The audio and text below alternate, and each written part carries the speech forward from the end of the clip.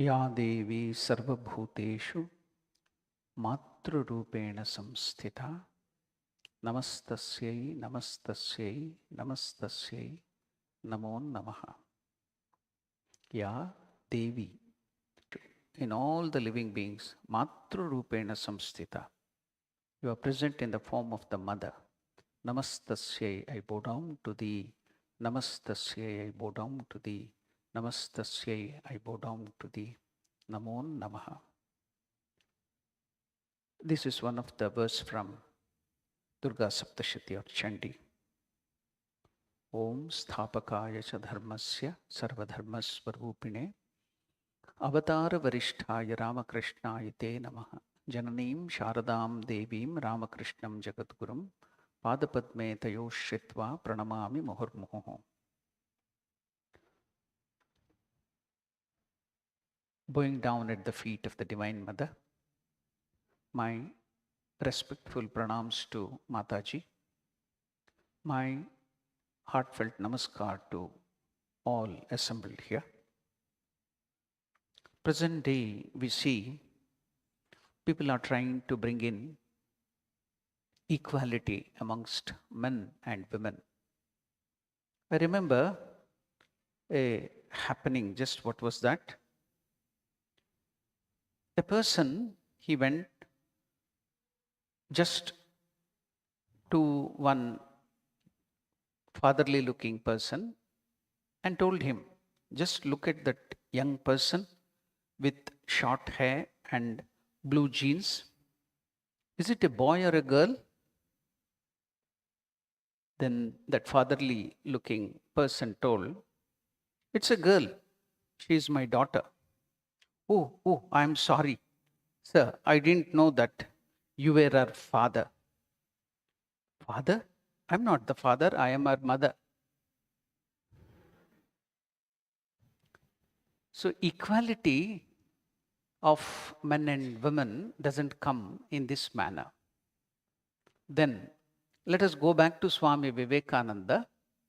And when a question was posed to Swami Vivekananda, should we bring in equality, make women bring to the level of men, equalize there? What was the reply of Swami Vivekananda? Vivekananda told, no. How can you make them equal? Never. Never there will be equality. Always surprised. What is Swami Vivekananda telling? He told, no. In Hinduism, we revere mother at a very high place. The women are respected as mothers. Don't bring her down to the level of men.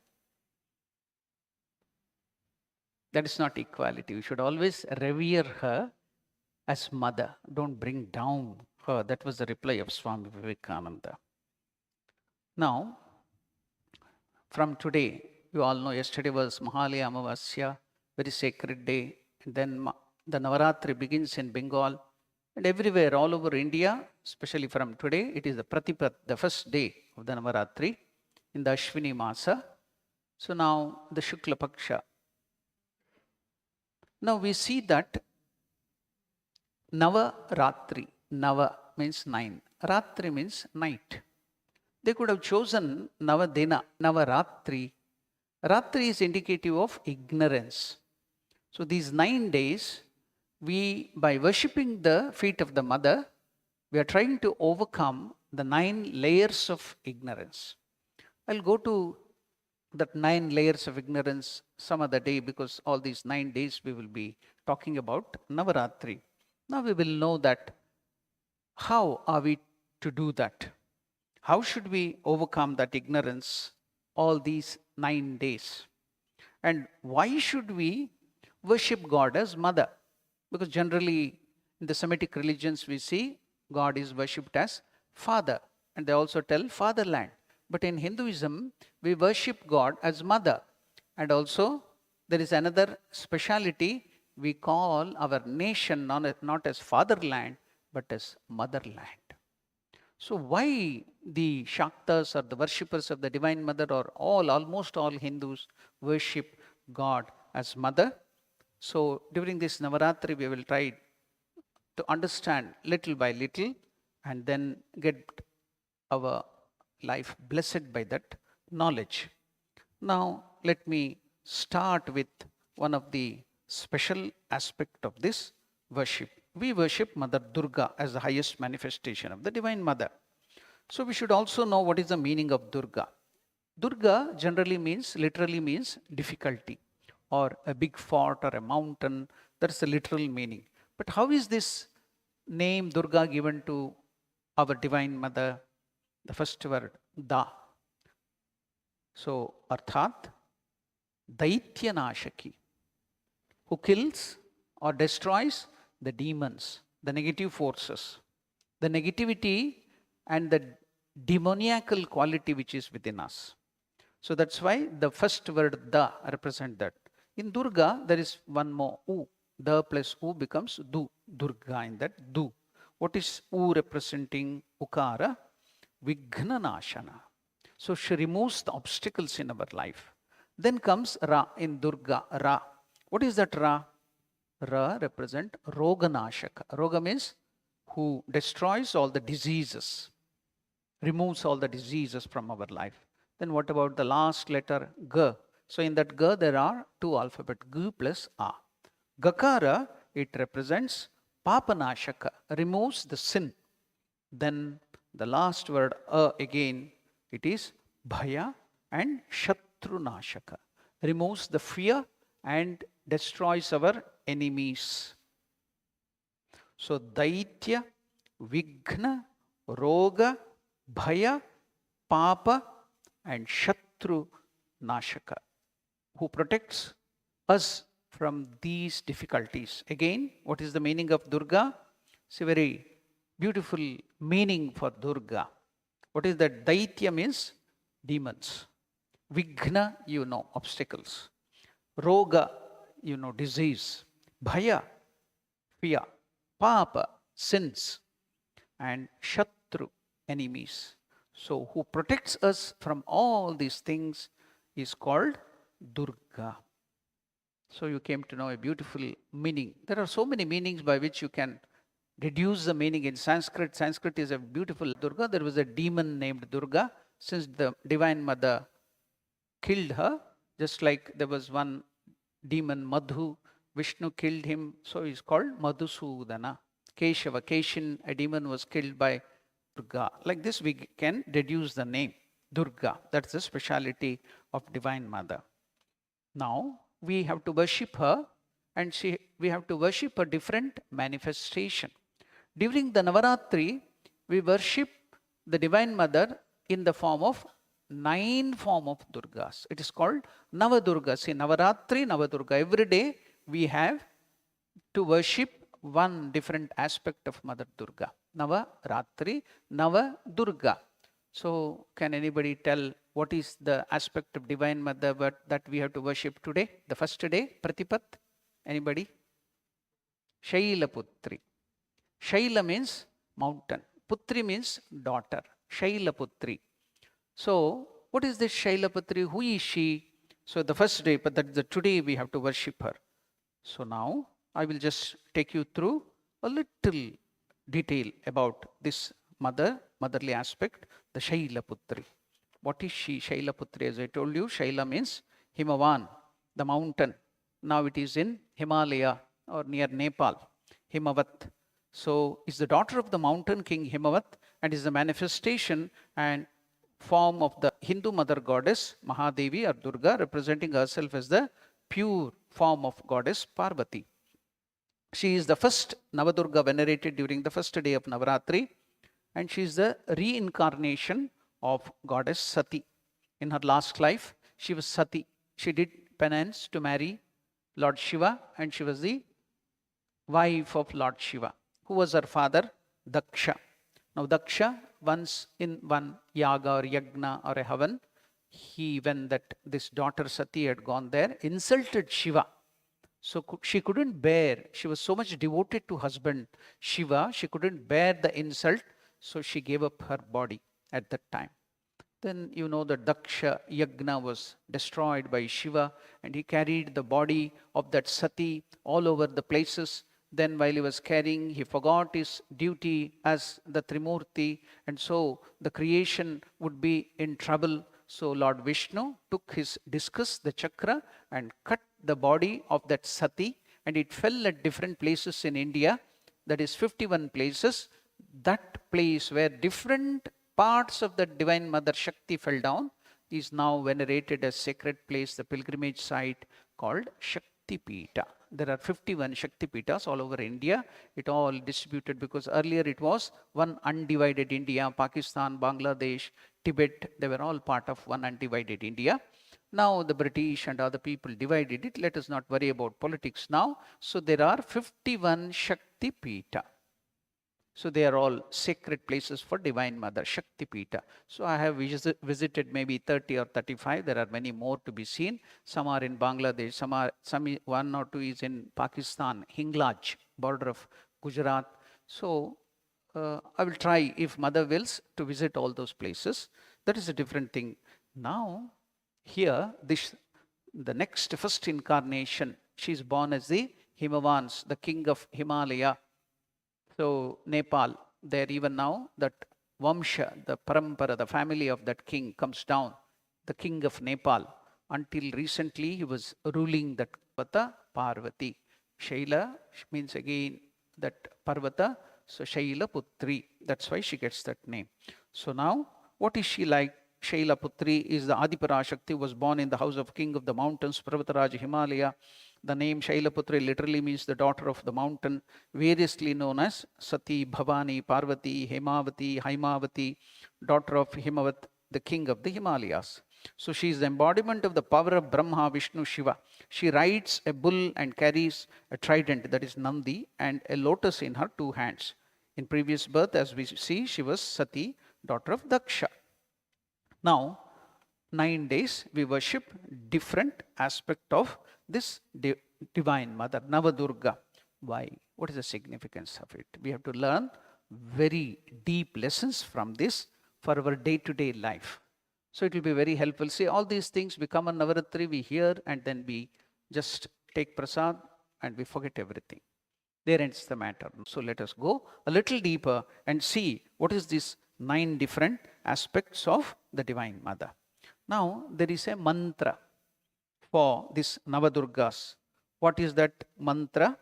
Pratamam, that is first, Shailaputricha, Dvitiyam Brahmacharini, Tritiyam Chandraghanteti, Kushmandeti Chaturtakam, Panchamam Skandamateti. So, like that the shloka goes on. Panchamam Skandamateti, Shashtam Vikatamevacha, Saptamam Kalaratrischa, Mahagauricha Ashtamam. Then Navamam Siddhidatri, Navadurga Prakirtitaha.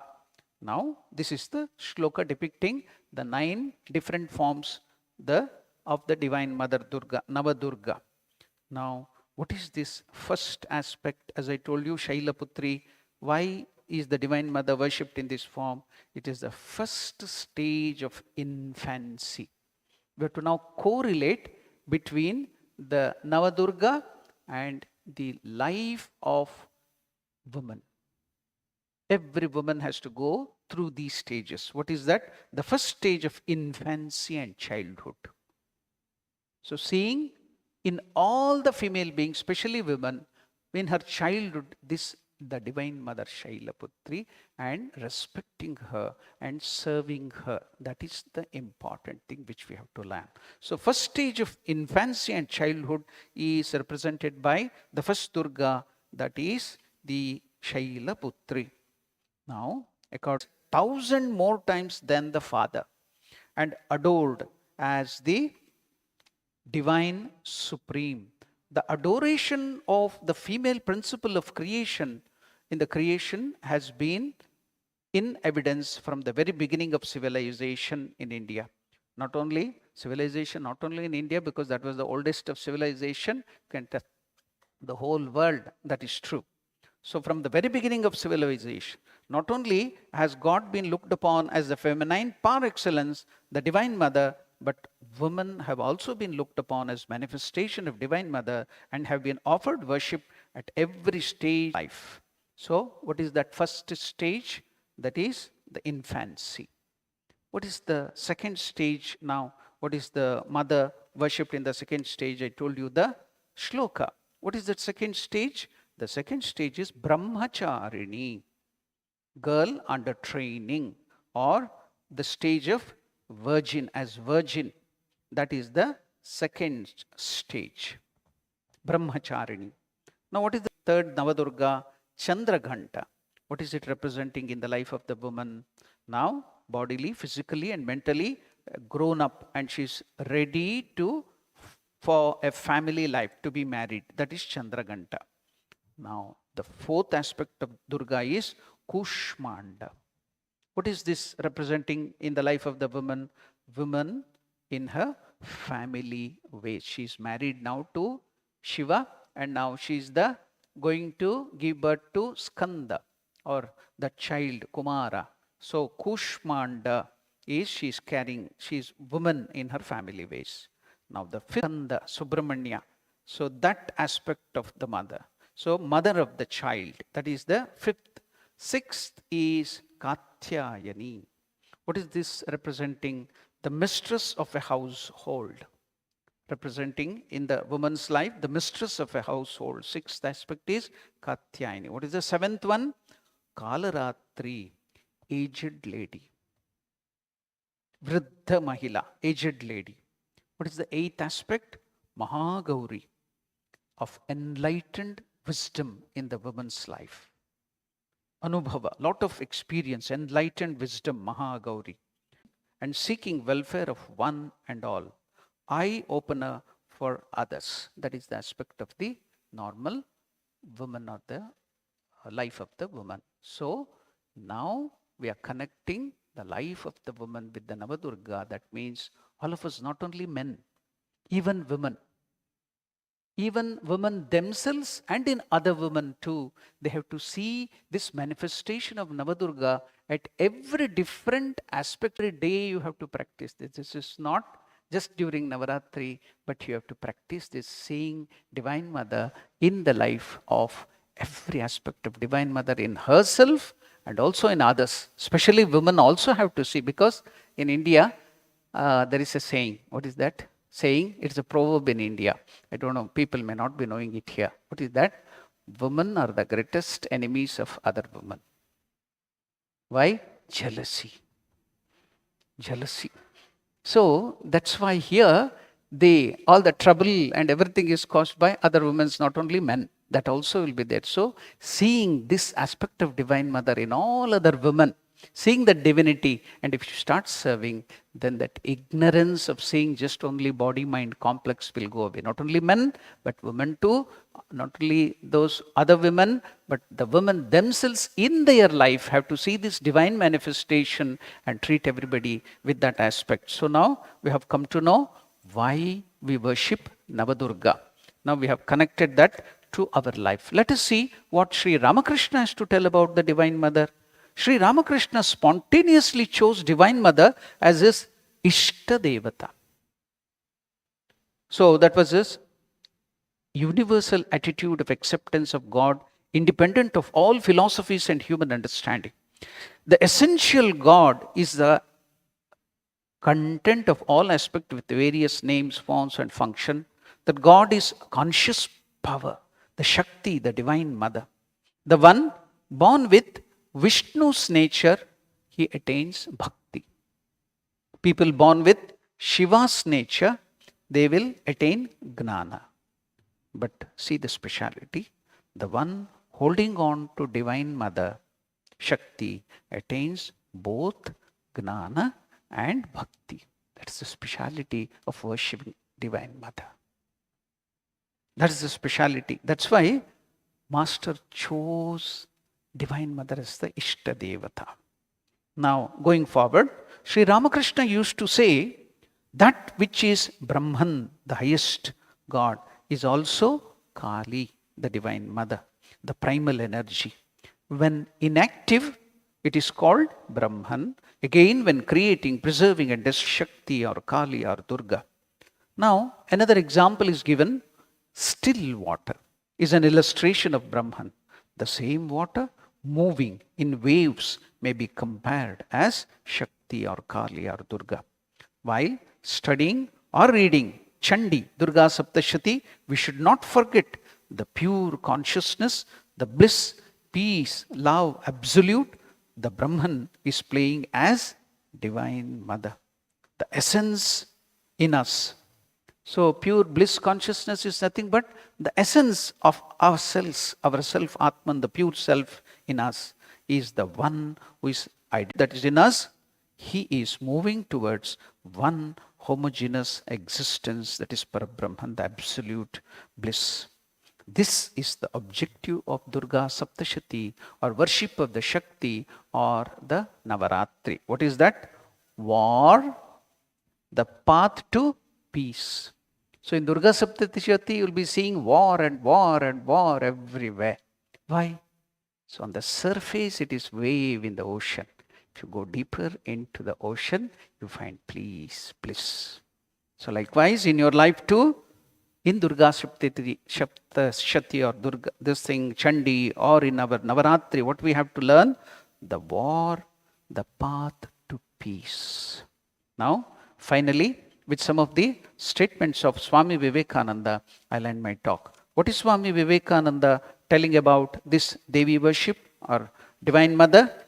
Swami Vivekananda tells, we hear in the West about worshipping women, but this is usually for her youth and beauty. This man meant by worshipping woman, that to him every woman's face was that of blissful mother. Who is this man? Ramakrishna. Ramakrishna, for Ramakrishna, for the West it is just beauty, physical beauty. They worship that only, youth and beauty.